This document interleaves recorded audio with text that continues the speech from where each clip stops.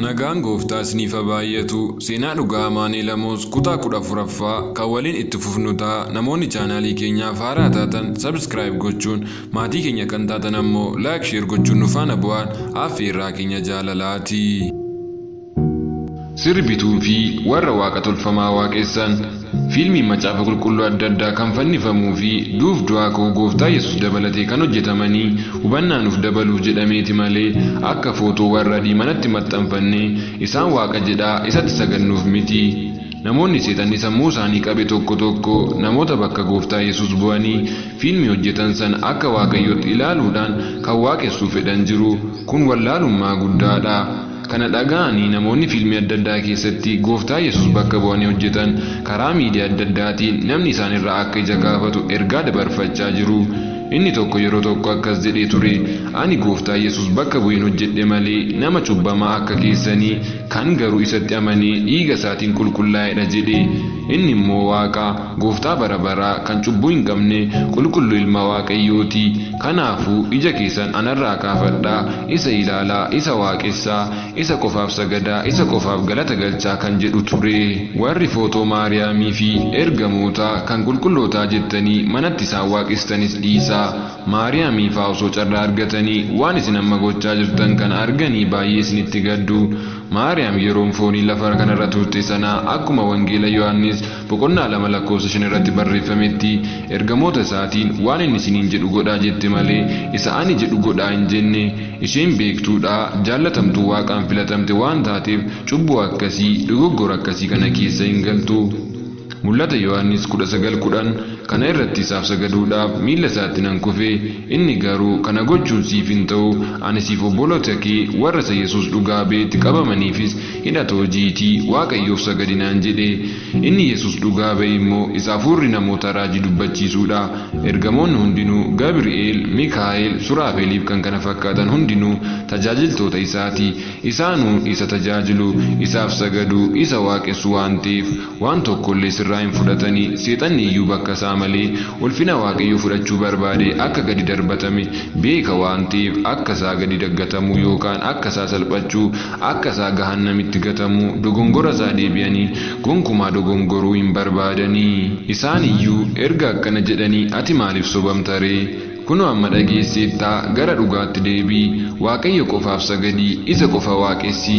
Waan baay'ee nama gaddisiisu garuu isaan waan namoonni asitti godhan kana hundumaa quba hin qaban yookaan hin beekanii. Kana hundumaa kan yeroo tokkoon bakka maraatti argamee beeku arguu danda'u Waaqayyo qofaadha. Kanaafuu shaakala akkasii kana irraa of qusadhaa. Waaqayyoon hin gaddisiisinaa, abaarsa ofii fi dhaloota keessanittis hin fidinaa. Gara gooftaa Yesuusitti ija keessan deebisaa. Waaqa dhugaa lafaaf samii uume isa hafuura ta'e kana dhugaaf hafuuraan waaqessaa. Isa qofaaf galata waaqummaa isaaf malu galchaa. Ulfina isaa uumamaaf hin kenninaa. Inni gooftaan Yesuus qofaan lafaaf samiitti waaqeffamuun malaaf jedhee abbaan dhugaa baatii kana ergaa cimtuu akkasii karaa miidiyaalee adda addaatiin dabarse. Kanaafuu atis kunoo amma dhageesseettaa guyyaa murteedhumaa lakki ani kana hin dhageenye quba hin qabu namuun ittiin himne jechuu hin dandeessu. Osoo guyyaan araaraa si jalaan darbiin ammuma murteeffadhu. Murtee badii ibidda bara baraa si eeggatu jalaa Yesuusiin miliki.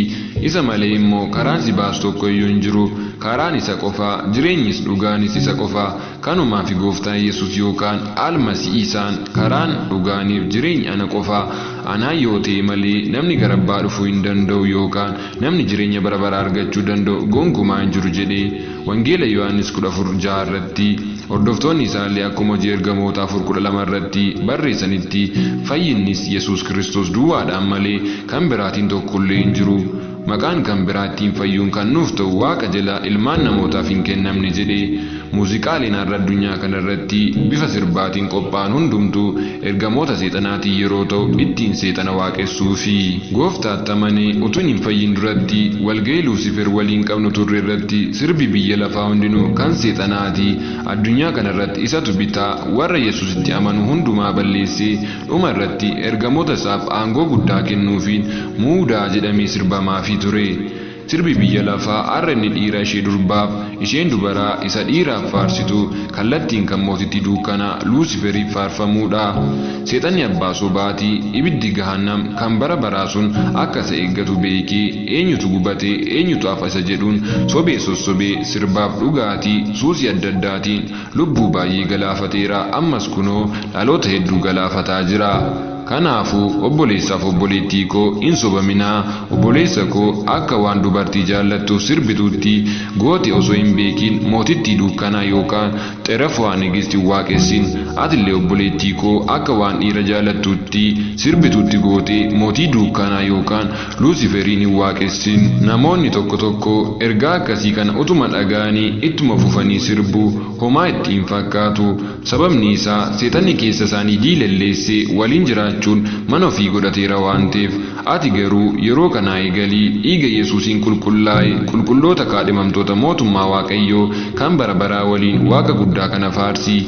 Isa Waaqaaf lafa sagalee isaatiin uume Gooftaa Yesuus kan si jaallatee lubbuu ofii dabarsee siif kennuudhaan cubbuu keetiif du'e hafuura qulqulluu ofii isaa kan si keessa jiraachisu Waaqa dhugaa akkasii kana waaqessii. Isa qofaaf sagadii, isa qofaaf faarsii, shubbisii, utaalii, ililchii isa waaqessii. Isa qofa guddisii, isa qofa olaansii, isa qofa jireenya kee irratti bara hamma bara baraatti moossisii. Haaleluuyaa. Tokkoffaa Phexros boqonnaa 5:8 of qabaa dammaqaas. Seexanni hamajaajiin keessan akka leencii yeroo beelootti aadaa naannootti nama liqimsuuf barbaade hin naannaa jedha.